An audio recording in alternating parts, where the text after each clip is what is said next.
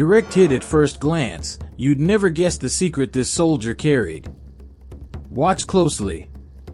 The first vibrations were so faint that Japanese villagers mistook them for an earthquake. Cups rattled on wooden shelves, dust shook loose from the beams, and chickens scattered from the dirt roads. Then came the sound, low, steady, and growing, like thunder rolling over the horizon. A Japanese officer lifted his binoculars, expecting aircraft. Instead, his breath caught. Out of the haze, steel emerged. Dozens of Sherman tanks, lined in formation, rolling like a wall of iron. Each tank carried the bold white star of America, and from their turrets, the stars and stripes snapped in the wind. At the very front was a sight none had expected. A female U.S. soldier, standing tall from the lead Sherman's hatch. Her uniform sleeveless, showing arms that looked carved from stone, a chest that rose with every deep breath, her presence commanding absolute authority. On her shoulder, the American flag patch gleamed in the sun. She raised her binoculars, eyes locked on the Japanese defenses, then spoke into her radio, voice calm but thunderous. "Forward. Keep formation. Don't stop for anything." The tanks obeyed. The ground shook so hard that villagers stumbled. Windows cracked. The sky seemed to vibrate with the roar of engines. Clapperboard speech balloon. Before we go further, tell me in the comments where you're watching from. I love seeing people from all over the world here. The world itself seemed to declare, America has arrived. Fire at will! Advance! Direct hit. They thought she didn't belong here. By the end, the whole battlefield would stand for her. The first shells screamed through the air. Japanese anti-tank guns fired, explosions sparking against Sherman armor. The earth trembled as dirt and smoke erupted around them. But the tanks didn't stop. They pushed forward, tracks grinding, flags still flying, armor shrugging off blasts. The female commander slammed her fist onto the hatch rim, muscles tightening, her jaw like iron. Gun crews, take out those bunkers. Fire. The lead Sherman's cannon thundered. The air lit up in blinding orange as a Japanese bunker collapsed into rubble. More tanks joined in, their turrets rotating with mechanical precision, unleashing a storm of firepower. Inside her tank, young gunners whispered prayers. One soldier, barely 20, muttered through gritted teeth. "For my brother." He squeezed the trigger, his shell ripping into an enemy trench.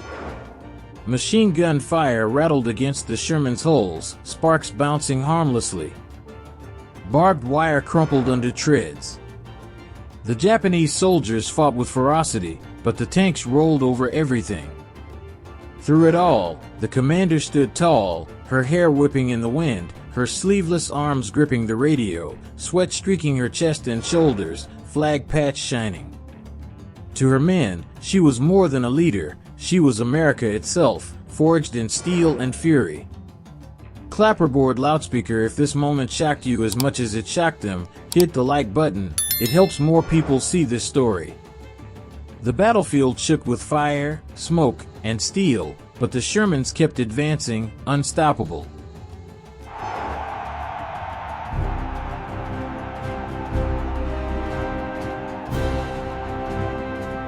Direct hit. Some stories don't shout, they whisper. But when you finally hear them, you'll never forget them. By late afternoon, the battlefield was unrecognizable.